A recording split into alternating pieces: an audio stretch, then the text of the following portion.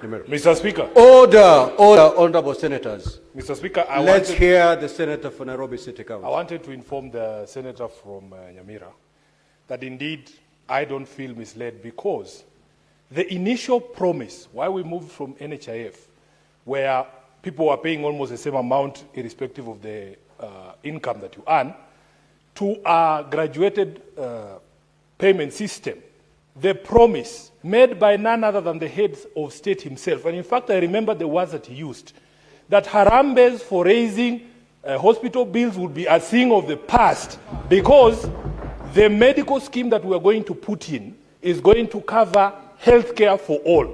And there was no rider. At that particular moment in time, nobody told us, Honorable Speaker, that it would be for 10% or a portion.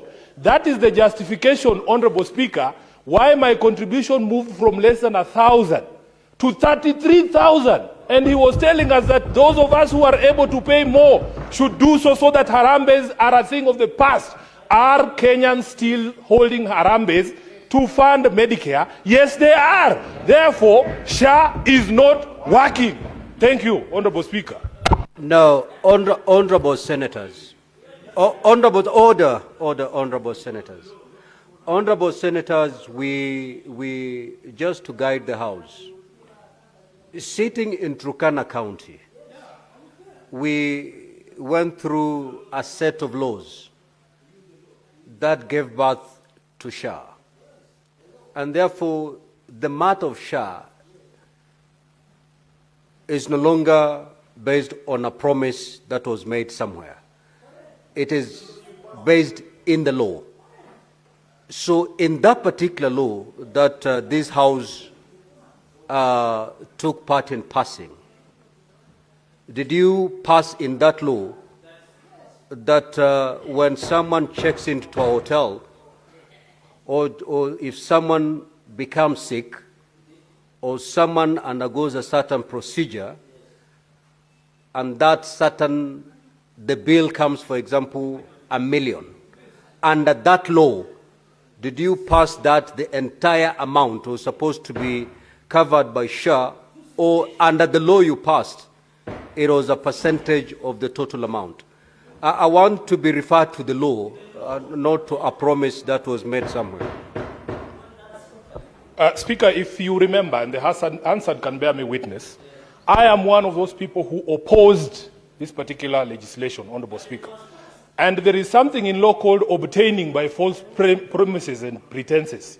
Speaker, even as late as 2 weeks ago, the President was telling Kenyans that if you go to hospital and you are asked for money, you report that person to the nearest police station.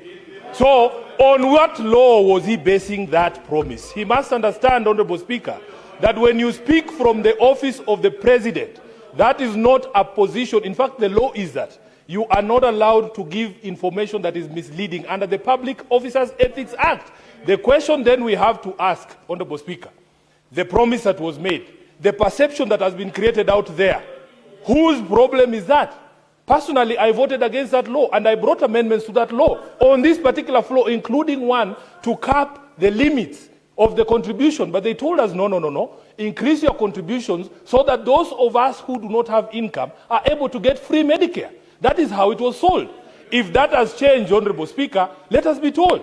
But I know what I voted against on this floor. I know the amendments that I brought, and some of these hecklers here are the ones who voted for this law, and they are here telling us SHA is working. Senator, and people are dying in the states. Order, honorable senators, order. Now, Senator for Nairobi City County, kindly withdraw the word heckler. A few minutes ago, the Senator for Nandi referred you to a heckler, and I refused that term to remain unanswered. Kindly proceed to withdraw. Yes, Mr. Speaker, they say what's good for the goose is good for the gander. I will withdraw heckler and replace with heckling. Very well. Now,